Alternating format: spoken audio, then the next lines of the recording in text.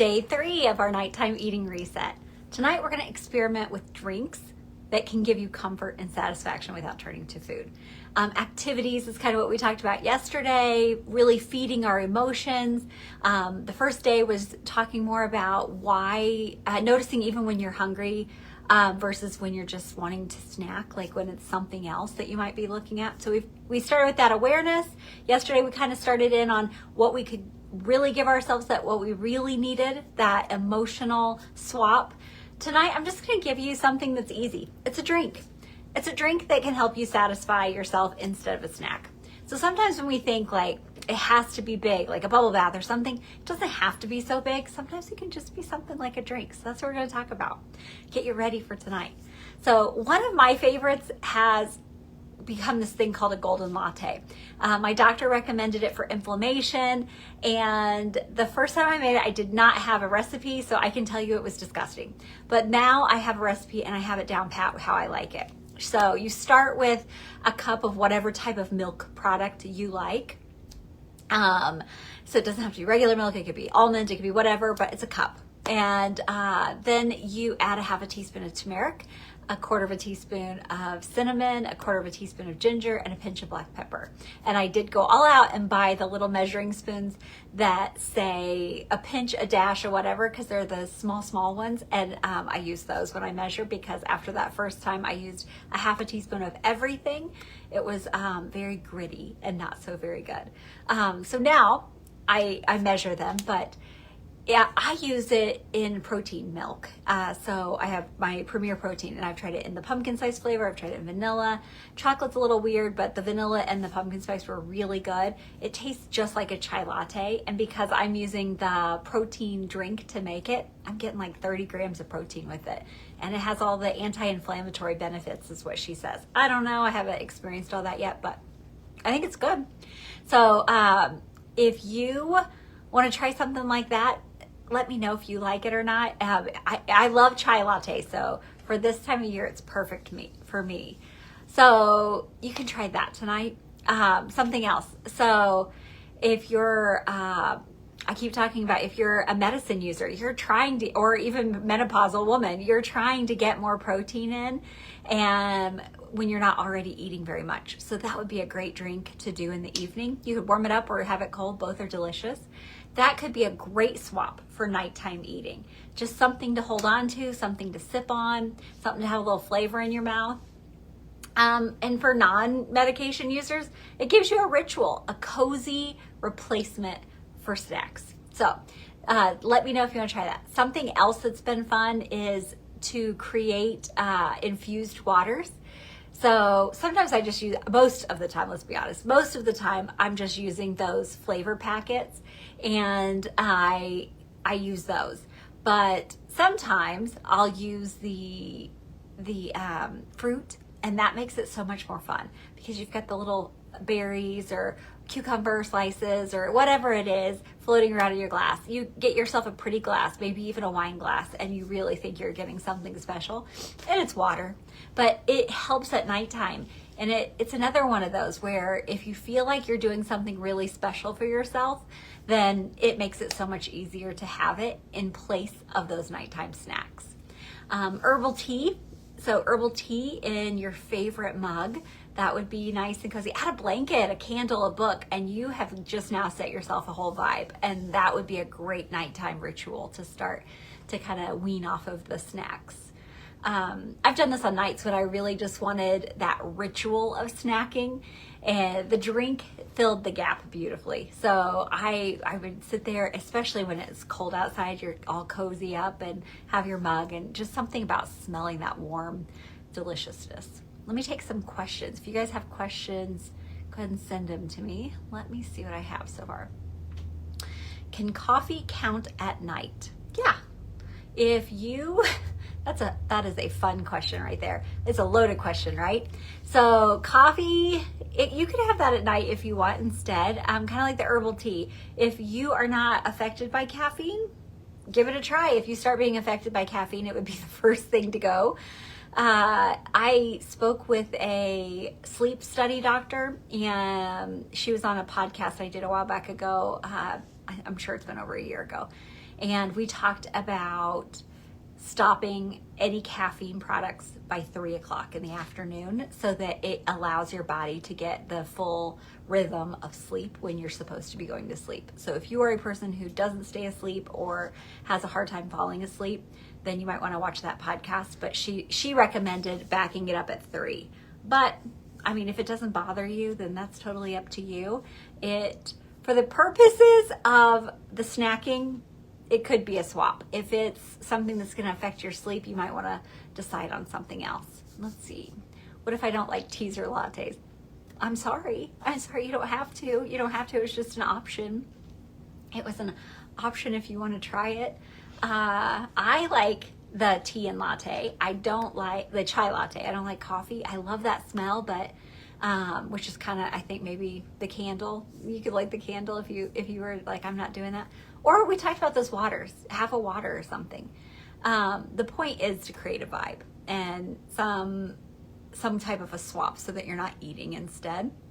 So you could do whatever you like with that, but you do not have to have teas or lattes. The point is to stay away from the snacking at nighttime when you're not hungry. These are just options. Let me know what you do like and what you think might help you, what you'd like to try. Let's see, how do I know if I need more protein? That would be something that you could talk to your doctor about for sure, but a general kind of idea. So with menopause, perimenopause, those women, me, I don't know the age of you, but maybe you, right? So if you are in that age group, our muscles start to deteriorate as we age, and so the protein, higher levels of protein are going to be something that helps you save your muscle. Lifting weights will too. And then medication users, weight loss medication users, it's even more critical because you're losing weight kind of rapidly. And so this can happen even if you're just in a high calorie deficit. But when you are losing weight rapidly, your body's getting that nutrient from the fastest thing it can. And if you're not feeding it, then that's great. You are feeding yourself. Don't let me mix that up. But if you're not feeding yourself that excesses anymore, then it starts looking for somewhere else to get it. And we would love for it to only take it from the fat on our body. I feel like I say this often, so I might have said this in one of our other days already. But we want it to take it off of the fat of our body, of course. But the muscle mass breaks down faster to get, I think it's the glucagon or something out of glucogen something out of our muscles. So it will break down our muscles.